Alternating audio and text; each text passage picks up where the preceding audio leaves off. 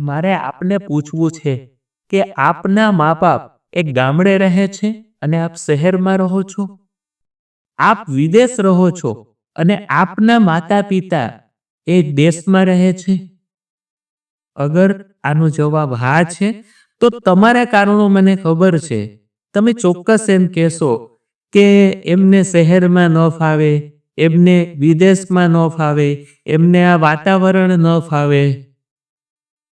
ક્યારેક તમે સાચું પણ બોલશો કે ના ના, હવે બધાના વિચારો અલગ અલગ છે એટલે મગજમારી ન થવી જોઈએ, કોઈ મતભેદ ન થવા જોઈએ. અમારા વચ્ચે સંપ બહુ છે, ફક્ત અમે લોકો રહીએ છીએ જુદા. આવી સુફિયાણી વાતો એ દીકરાઓ તરફથી સાંભળવા હંમેશાને માટે મળતી હોય. પણ મિત્રો, યાદ રાખજો, આવા દીકરાઓ એ ફક્ત લાચાર નથી, એ નામર્દ છે. આવું બહુ ભાનમાં બોલું છું કે આવા દીકરાઓ એ ફક્ત લાચાર નથી, એ નામર્દ છે. અને એવો એ શું કામ કરે છે? એમાં એ જેટલું પણ બોલે છે ને એ બધું જ ખોટું હોય છે.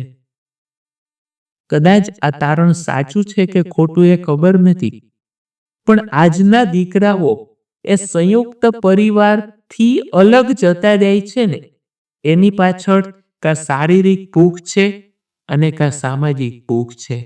અને આ શારીરિક ભૂખ અને સામાજિક ભૂખની પાછળ એ ભાવનાત્મક ભૂખનો ત્યાગ આપે છે. અને ભાવનાત્મક ભૂખ ખતમ થઈ જવાથી એ દીકરાઓને ખબર નથી કે મારી આવતી પેઢી ખતમ થઈ જશે. વિચાર કરવા જેવી વાત છે. વિચારજો, એકવાર નહીં 10 વાર વિચારજો અને પછી જણાવજો કે હું સાચું કહું છું